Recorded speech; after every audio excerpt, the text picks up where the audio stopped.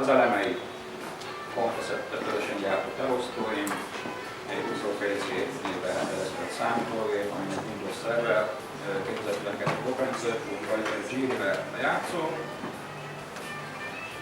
Az ilyen átalakítást egy TIG UD501 blokk végzi, amit egy kicsit tuningoltam, ki vannak benne cserégetve a tankok, meg ilyen kis részletes dolgok.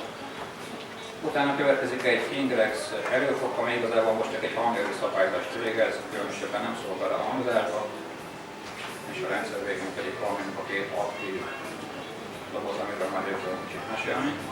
Én most egy kicsit kifolyam magam, hogy játszolom neki ezt a kicsit. Kicsit mesélni.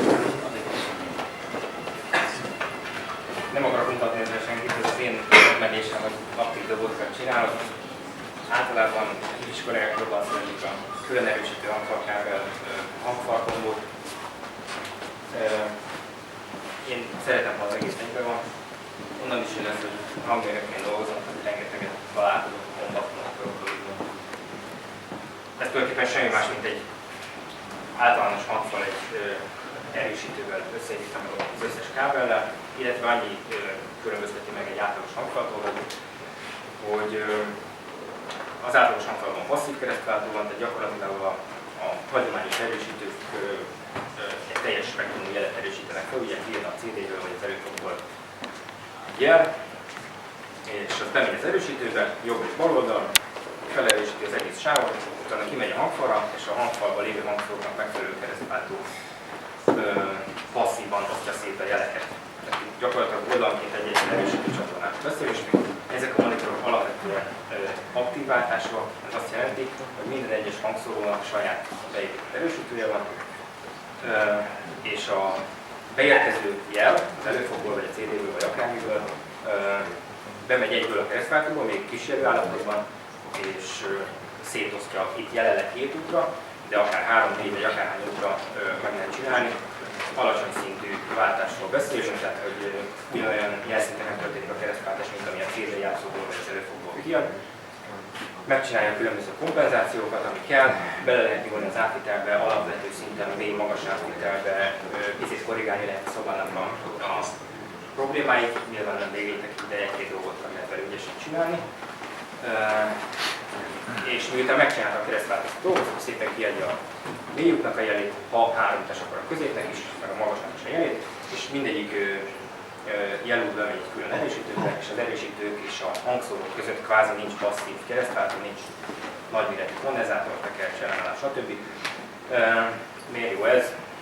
Veszteségek nincsenek a rendszerben, tehát ugye a hagyományos passzív hangváltók elég sok energiát el tudnak nyelni. Arról, hogy hangzásban melyik a jobb, erről nem érdemes vitát nyitni szerintem, mert ugye vannak a pro és kontra érvek.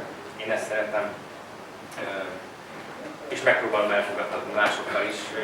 Az a tapasztalat, hogy sokan ágálnak ellene, de aztán amikor hosszú távon együtt élnek vele, akkor nagyon megszeretik. Nem mondom, hogy ez jobban szól, vagy az jobban szól, mert hallottam már aktív váltású hangfalból is nagyon rossz hangot, illetve passzív váltású hangfalból is nagyon jó hang. Úgyhogy ez csak egy nézet. Mostanában én erre vagyok rámenni. A hangszórók gyakorlatilag, hát azt mondom, hogy középkategóriás hangszórók. Szeász gyártmányú a mély-közép, 22 cm átmérőjű, ez egy alapvetően diapolita doboz, ami azt jelenti, hogy ugyanúgy 2 utas, mint a 2 hangszóróval lenne egy mély vagy magas sugárzó, csak dupláztuk a mély-középnek a felületét, és ugye középre került be a magas sugárzó. A keresztezési frekvencia 2 kHz-en van, 24 dB per oktáv meredekségű a váltás. Alapvetően a legtöbb aktív monitornál már ez a váltásra elterjedt, a 24 dB per oktáv, ez nagyon meredek, nagyon szelektív váltás. Tehát ez azt jelenti, hogy a keresztezési frekvencia fölött a magas sugárzó szinte semmit nem kap, illetve a keresztezési frekvencia alatt pont fordítva, igen, és a mély közép pedig a keresztezési frekvencia szinte semmit nem kap. Elég meredek a váltás, nagyon jó a szelektivitás. Ilyen meredekségű váltást megvalósítani passzív váltóban rengeteg alkatrészt igényel, és ott már tényleg nagyon nagyok a veszteségek, nagyon nagy kakaó kell hozzá. Nem is tudom, hogy mostanában melyik cég foglalkozik ilyen meredekségű váltással passzívban. Talán régen a Diaudióknak volt 24 dB per oktáv sebességű váltójuk, nem véletlenül falták annyira az energiát, és kellettek mögé olyan nagy teljesítmény erősítők. A beépített erősítői azok teljesen egyszerű integrált áramkörös IC-s erősítők, a világon mindenhol elterjedt állam 386-as van benne, ezek darabonként 76 teljesítményre képesek, ugye 3 van belőle, 65-es reflexdoboz, 19-es MDF-ből a fala, belül meredítések vannak, fényezését a fórumról a Pisti 80 biztos ismeritek, őt csináltam, ügyesen szépen le van fényezve, ki van polírozva, jó fog megjelenni, és azt ennyi. Hát ugye vannak korrekciós kapcsolók, ezt mondtam, szobához lehet őket nagyjából állítani.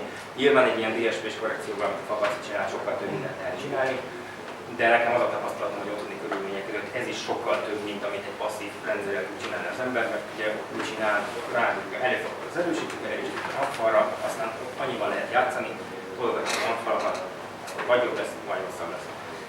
Itt azért több lehetőségünk van, bár nem bizonyos, vagy illetve végletekig ment.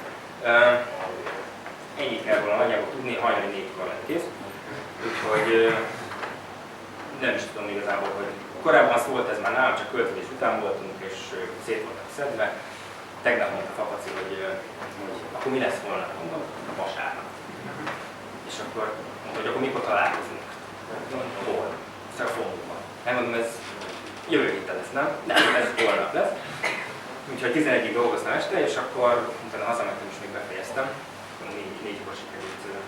Úgyhogy nagy hangerően még meg sem tudtam őket hallgatni, lehet, hogy még vannak gyerekbetegségek, még egy-két dolgot úgy lehet javítani. De alapvetően a mérések azt mutatják, hogy elég jól sikerült a dolog. Többet nem mutatok senkit, akinek van kérdés, sokkal nem azért aztán. Megkértek minket, hogy fogjuk rövidre, mert úszásban van a program, és mint kiderült, most került igazából a meghallgatás, én ezt tudtam, azután már délőtt is volt valami, úgyhogy nem fogom én sem mondani az időt. Egy kicsit a számítógépről, mitől különleges ez. A legfőbb jellegzetessége, hogy nincsen benne ventilátor, nincsen benne aktív fűtés. Mind a két oldalán hatalmas hűtőbordák vannak, ezek hűtik a processzort, illetve a egyenjáró egységnek a feszültségszabályozó alkatrészeit. Ez kimondottan célrám volt, egyrészt ne legyen hangja, ne legyen zaja a masinának, másrészt pedig azok a ventilátorok, amik hűtik a hagyományos számítógépeket, azok mindenféle rezgéseket is átvisznek az alapra, a processzorra. Én azt gondolom, ez semmiképpen sem tesz utalmazásnak. Ebben most gyakorlatilag semmilyen mozgó alkatrész nincsen. Kicsit hazudok, van benne egy merev lemez, amin az én zenéim vannak. Alapesetben ezt legtöbb ember valamilyen külső távol oldja meg. Én beleraktam, mert így kompakt dolgok így tudom szállítani, ennyi. Ahogy azon kívül semmilyen mozgó alkatrész nincsen benne.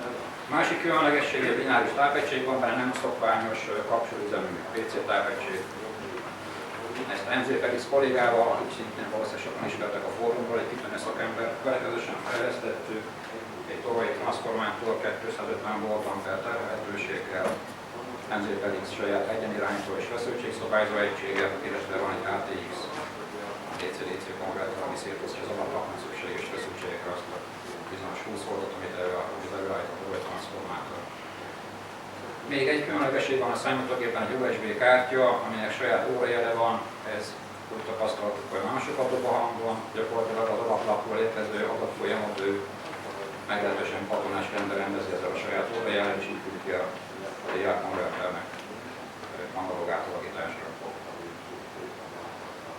A szoftver, ami rajta fut, egy Windows szerver, operációs rendszer, nem túlságosan szokványos, általában nem használunk otthon ilyet, ez kimondottan üzleti vállalati felhasználásra lett kitalálva, viszont én azt tapasztaltam sokkal másokkal együtt, hogy a hangzásnak nagyon jól teszi, hogy a rengeteg fölösleges processzor, ami egy Windows 8-ban, Windows 7-ben fut, azok itt nincsenek, gyerek ki vannak kapcsolatban. Lehet aktiválni őket, de nekünk nem kellene, és úgy vettük észre, a hangzás ezt nagyon nagy mértékben felszabadítja.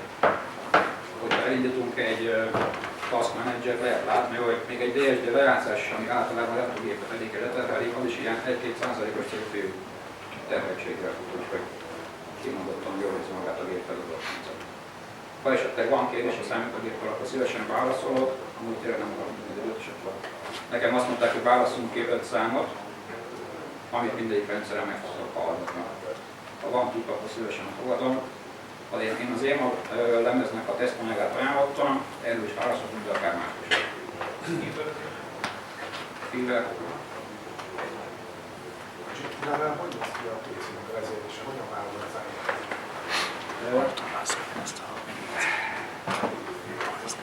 Ez a G-River alapvetően ő így néz ki. Most nyilván nem fogjátok rendesen látni.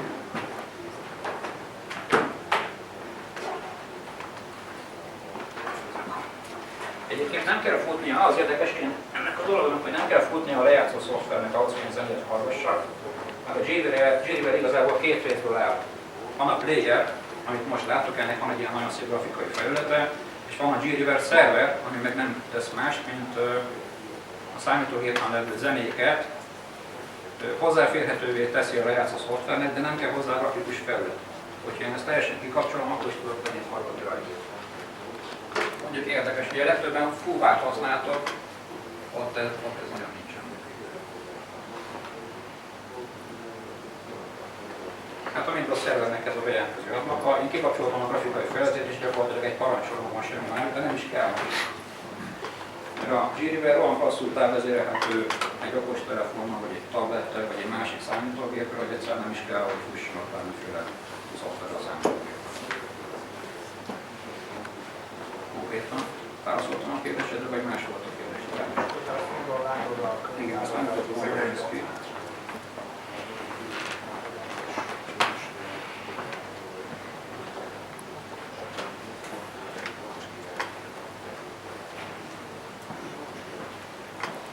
Gyakorlatilag itt grafikusan hozzáférhet a számítógépen levő zenékhez, akármilyen szempont szerint rendezhetem őket, előadó, az album címe, kiadási akármi. Most én azt mondom neki, hogy artist, és nekem itt megjelennek az albumaim a borítóképekkel együtt. Ugye sokan a számítógépen azzal érvelnek, hogy nem tudják a kezükbe fogni a CD borítót, nem látják a borítóképet, hát itt most az abszolút megvan.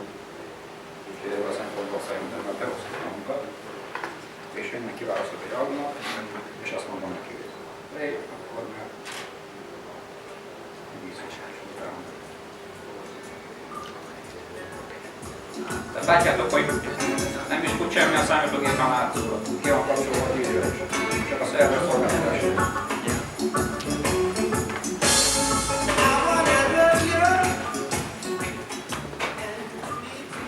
Hát, területesen.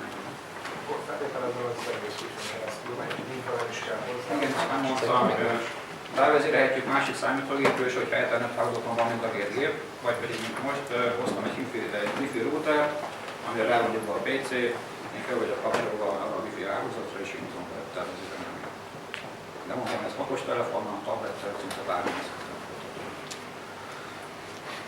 Ez most egy Windows, de létezik a G-Rivernek ugye OS-es verziója, amit gyakorlatilag ugyanígy néz ki, és úgy megvannak hozzá a felvezető szoftver.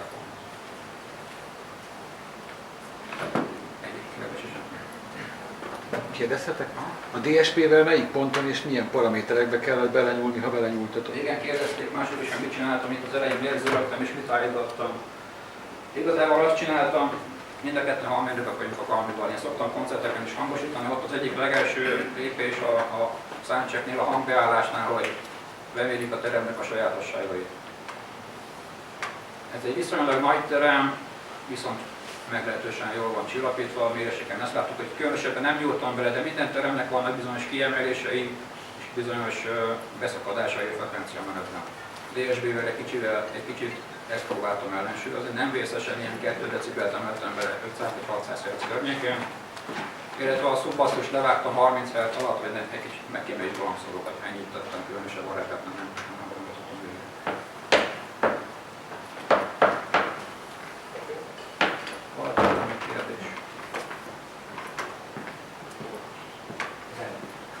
Volt a Fever, meg akkor miért legyen a másik 400, mert úgy tűnik, hogy ez ilyen hivatalos műsoranyag lesz. Hát én azt kértem, hogy rakjunk össze 5 zeneszámot, igen, mert úgy lesz értelme, hogy végig tudjuk hallgatni az összes rendszeren, annál többet igazán rosszabb időben nem tudunk. Javaslatot elfordulunk, én megkértem Papacit, hogyha ő tegyen javaslatot az ötleje